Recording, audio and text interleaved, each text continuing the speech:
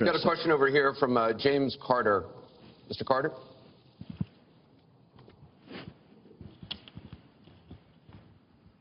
My question is, do you believe you can be a devoted president to all the people in the United States? That question begins for Mr. Trump.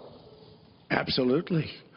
I mean, she calls our people deplorable, a large group, and irredeemable. I will be a president for all of our people, and I'll be a president that will turn our inner cities around and will give strength to people and will give economics to people and will bring jobs back, because NAFTA, signed by her husband, is perhaps the greatest disaster trade deal in the history of the world, not in this country. It stripped us of manufacturing jobs. We lost our jobs. We lost our money. We lost our plants. It is a disaster. And now she wants to sign TPP, even though she says now she's for it. She called it the gold standard. And by the way, at the last debate, she lied, because it turned out that she did say the gold standard, and she said she didn't say it. They actually said that she lied, okay? And she lied. But she's lied about a lot of things. I would be a president for all of the people, African Americans, the inner cities.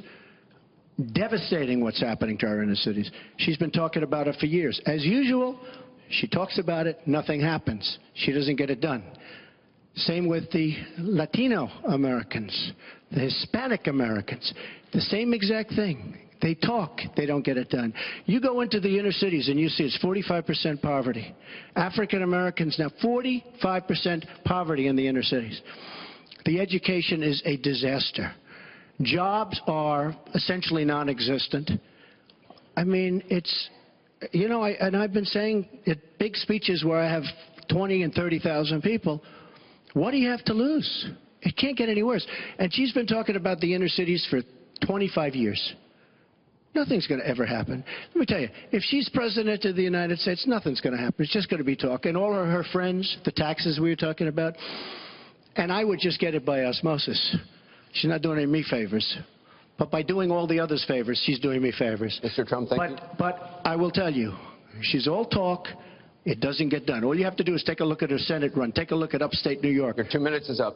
Secretary Clinton, it turned out 2 to minutes. be a disaster.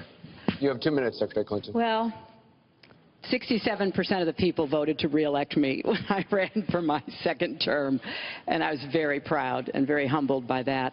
Mr. Carter, I have tried my entire life to do what I can to support children and families. You know, right out of law school, I went to work for the Children's Defense Fund, and Donald talks a lot about, you know, the 30 years I've been in public service. I'm proud of that. You know, I started off as a young lawyer working against discrimination against African American children in schools and in the criminal justice system. I worked to make sure that kids with disabilities could get a public education, something that I care very much about. I have worked with Latinos. One of my first jobs in politics was down in South Texas, registering Latino citizens to be able to vote. So I have a deep devotion, to use your absolutely correct word, to making sure that every American feels like he or she has a place in our country. And I think when you look at the letters that I get, a lot of people are worried that maybe they wouldn't have a place in Donald Trump's America. They write me, and one woman wrote me about her son, Felix. She adopted him from Ethiopia when he was a toddler. He's 10 years old now. This is the only country he's ever known. And he listens to Donald on TV, and he said to his mother one day, will he send me back to Ethiopia if he gets elected? You know, children listen to what is being said, to go back to the very, very first question. And there's a lot of fear that, in fact, teachers and parents are calling it the Trump effect. Bullying is up. A lot of people are feeling, you know, uneasy. A lot of kids are expressing their concerns. So first and foremost, I will do everything I can to reach out to everybody, Secretary Democrats, Republicans, independents, people across our country. If you don't vote for me, I still want to be your president. Your I 2 want to minutes be is the up. best president I can be for every American. Secretary Clinton, your 2 minutes is up. I want to follow up on something that Donald Trump actually said to you, a comment you made last month. You said that half of Donald Trump's supporters are, quote, deplorables, racist, sexist, homophobic, xenophobic, Islamophobic. You later said you regretted saying half. You didn't express regret for using the term deplorables. To Mr. Carter's question, how can you unite a country if you've written off tens of millions of Americans? Well, within hours, I said that I was sorry about the way I talked about that, because my argument is not with his supporters. It's with him and with the hateful and divisive campaign that he has run, and the inciting of violence at his rallies, and the very brutal kinds of comments about not just women, but all Americans, all kinds of Americans. And what he has said about African Americans and Latinos, about Muslims, about POWs, about immigrants, about people with disabilities, he's never apologized for. And so I do think that a lot of the tone and tenor that he has said, I'm proud of the campaign that Bernie Sanders and I ran. We ran a campaign based on issues, not insults, and he is supporting me 100%. Thank you. Because we talked about what we wanted to do. We might have had some differences, and we had a lot of debate. Thank you, Secretary. But we believed that we could make the country better, and I was proud of that. I'm going to give you a minute 20 We seconds. have a divided nation. We have a very divided nation. You look at Charlotte, you look at Baltimore, you look at the violence that's taking place in the inner cities, Chicago. You take a look at Washington, D.C. We have an increase in murder within our cities, the biggest in 45 years. We have a divided nation because people like her, and believe me, she has tremendous hate in her heart. And when she said deplorables, she meant it. And when she said irredeemable, they're irredeemable. You didn't mention that. But when she said they're irredeemable, to me that might have been even worse. She said some of them are irredeemable. She's got tremendous hatred. And this country cannot take another 4 years of Barack Obama, and that's what you're getting with her. Mr. Trump, let me follow up with you. In 2008, you wrote in one of your books that the most important characteristic of a good leader is discipline. You said if a leader doesn't have it, quote, he or she won't be one for very long. In the days after the first debate, you sent out a series of tweets from 3 a.m. to 5 a.m., including one that told people to check out a sex tape. Is that the discipline of a good leader? No, it wasn't check out a sex tape. It was just take a look at the person that she built up to be this wonderful Girl Scout who was no Girl Scout. By the way, just so you understand, when she said 3 o'clock in the morning, take a look at Benghazi. She said, who's going to answer the call at 3 o'clock in the morning? Guess what? She didn't answer because when Ambassador Stevens... The question is that the discipline of a good leader? 600 times. Well, she said she was awake at 3 o'clock in the morning. And she also sent a tweet out at 3 o'clock in the morning, but I won't even mention that. But she said she'll be awake. Who's the famous thing? We're going to answer our call at 3 o'clock in the morning. Guess what happened? Ambassador Stevens sent 600 requests for help. And the only one she talked to was Sidney Blumenthal, who's her friend, and not a good guy, by the way. So, you know, she shouldn't be talking about that. Now, tweeting happens to be a modern-day form of communication. I mean, you can like it or not like it. I have, between Facebook and Twitter, I have almost 25 million people. It's a very effective way of communication. So you can put it down, but it is a very effective form of communication. I'm not unproud of it, to be honest with you. Secretary Clinton, does Mr. Trump have the discipline to be a good leader? No. I'm shocked to hear that. Well, it's not only my opinion, it's the opinion of many others, national security experts, Republicans, former Republican members of Congress. But it's in part because those of us who have had the great privilege of seeing this job up close and know how difficult it is, and it's not just because I watched my husband take a $300 billion deficit and turn it into a $200 billion surplus, and 23 million new jobs were created, and incomes went up for everybody. Everybody. African-American incomes went up 33%. And it's not just because I worked with George W. Bush after 9/11. And I was very proud that when I told him what the city needed, what we needed to recover, he said, you've got it, and he never wavered. He stuck with me. And I have worked, and I admire President Obama. He inherited the worst financial crisis since the Great Depression. That was a terrible time for our country. We have to move along. 9 million people lost their jobs, 5 million homes were lost, and $13 trillion in family wealth was wiped out. We are back on the right track. He would send us back into recession with his tax plans. Secretary Clinton, we are moving to an audience question. We're almost out of time. We have another. Mr. Trump, we're moving to an audience question. It is, our country has the Secretary slowest Clinton, we growth, want to and get jobs to are a the audience. disaster. Thank you very much, both of you. We have another audience question. Beth Miller has a question for both candidates. Good evening. Perhaps the most important aspect of this election is the Supreme Court justice. What would you prioritize as the most important aspect of selecting a Supreme Court justice? We begin with your 2 minutes, Secretary Clinton. Thank you. Well, you're right. This is one of the most important issues in this election.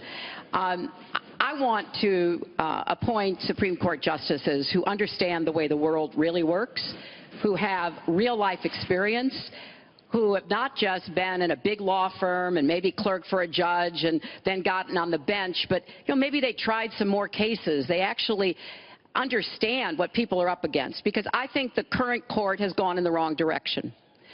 And so I would want to see the Supreme Court reverse Citizens United and get dark, unaccountable money out of our politics.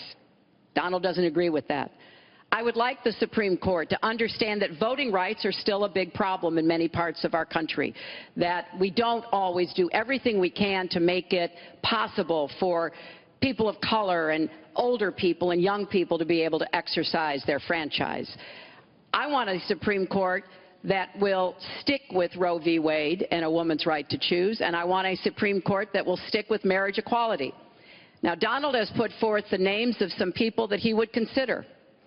And among the ones that he has suggested are people who would reverse Roe v. Wade and reverse marriage equality. I think that would be a terrible mistake and would take us backwards. I want a Supreme Court that doesn't always side with corporate interests. I want a Supreme Court that understands because you're wealthy and you can give more money to something doesn't mean you have any more rights or should have any more rights than anybody else. So I have very clear views about what I want to see to trying to change the balance on the Supreme Court. And I regret deeply that the Senate has not done its job, and they have not permitted a vote on the person that President Obama, a highly qualified person, they've not given him a vote to be able to have the full complement of 9 Supreme Court justices. I think that was a dereliction of duty. I hope that they will see their way to doing it, but if I am so fortunate enough as to be president, I will immediately move to make sure that we fill that. We have 9 justices Secretary and they get to work on behalf of our people. Thank you. You're out of time, Mr. Trump.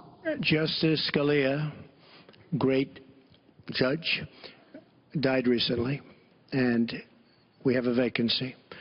I am looking to appoint judges very much in the mold of Justice Scalia. I'm looking for judges, and I've actually picked 20 of them so that people would see, highly respected, highly thought of, and actually very beautifully reviewed by just about everybody, but people that will respect the Constitution of the United States. And I think that this is so important. Also, the Second Amendment, which is totally under siege by people like Hillary Clinton. They'll respect the Second Amendment and what it stands for, what it represents. So important to me. Now, Hillary mentioned something about contributions, just so you understand. So I will have, in my race, more than $100 million put in of my money, meaning I'm not taking all of this big money from all of these different corporations like she's doing. What I ask is this. So I'm putting in more than, by the time it's finished, I'll have more than $100 million invested. Pretty much self-funding mine. We're raising money for the Republican Party, and we're doing tremendously on the small donation, $61 average or so. I asked Hillary, why doesn't she make $250 million by being in office? She used the power of her office to make a lot of money. Why isn't she funding, not for $100 million, but why don't you put 10 or 20 or 25 or $30 million into your own campaign? It's $30 million less for special interests that will tell you exactly what to do. And it would really, I think, be a nice sign to the American public. Why aren't you putting some money in? You have a lot of it. You've made a lot of it because of the fact that you've been in office. You made a lot of it while you were Secretary of State, actually. So why aren't you putting money into your own campaign? I'm just curious. Well, thank you very much. Thank you. We're going to get on to one more question. The question was about the Supreme Court, and I just want to quickly say, very quickly, I respect the Second Amendment, but I believe there should be comprehensive background checks, and we should close the gun show loophole and close the online loophole. We have one more question, as many Mrs. lives Clinton. as we possibly can. We have one more question from Ken Bone about energy policy. Ken? What steps will your energy policy take to meet our energy needs while at the same time remaining environmentally friendly and minimizing job loss for fossil power plant workers? Mr. Trump, 2 minutes. Absolutely. I think it's such a great question because energy is under siege by the Obama administration, under absolute siege. The EPA, Environmental Protection Agency, is killing these energy companies. And foreign companies are now coming in, buying so many of our different plants and then rejiggering the plant so that they can take care of their oil. We are killing, absolutely killing our energy business in this country. Now, I'm all for alternative forms of energy, including wind, including solar, etc. But we need much more than wind and solar. And you look at our miners. Hillary Clinton wants to put all the miners out of business. There is a thing called clean coal. Coal will last for 1,000 years in this country. Now we have natural gas and so many other things because of technology. We have unbelievable, we have found over the last 7 years, we have found tremendous wealth right under our feet. So good, especially when you have $20 trillion in debt. I will bring our energy companies back. They'll be able to compete. They'll make money. They'll pay off our national debt. They'll pay off our tremendous budget deficits, which are tremendous. But we are putting our energy companies out of business. We have to bring back our workers. You take a look at what's happening to steel and the cost of steel, and China dumping vast amounts of steel all over the United States, which essentially is killing our steel workers and our steel companies. We have to guard our energy companies. We have to make it possible. The EPA is so restrictive that they are putting our energy companies out of business. And all you have to do is go to a great place like West Virginia or places like Ohio, which is phenomenal, or places like Pennsylvania, and you see what they're doing to the people, miners and others in the energy business. It's a disgrace. Your time is up. Thank you, It's sir. an absolute disgrace. And actually, Secretary Clinton, 2 minutes. Well, that was very interesting. First of all, China is illegally dumping steel in the United States, and Donald Trump is buying it to build his buildings, putting steel workers and American steel plants out of business. That's something that I fought against as a senator, and that I would have a trade prosecutor to make sure that we don't get taken advantage of by China on steel or anything else. You know, because it sounds like you're in the business or you're aware of people in the business, you know that we are now for the first time ever energy independent. We are not dependent upon the Middle East, but the Middle East still controls a lot of the prices. So the price of oil has been way down, and that has had a damaging effect on a lot of the oil companies, right? We are, however, producing a lot of natural gas, which serves as a bridge to more renewable fuels, and I think that's an important transition.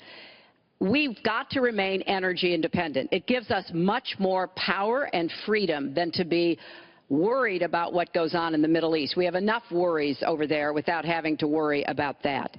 So I have a comprehensive energy policy, but it really does include fighting climate change, because I think that is a serious problem.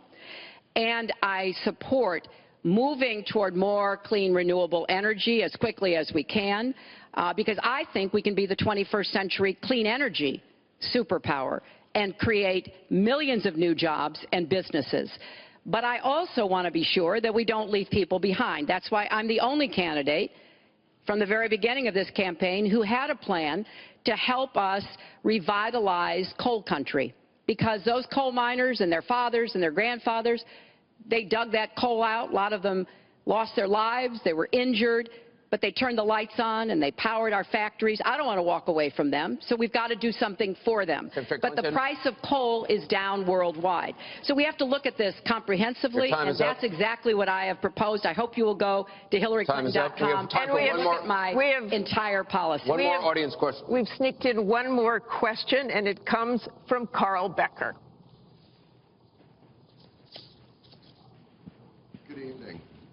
My question to both of you is, regardless of the current rhetoric, would either of you name one positive thing that you respect in one another?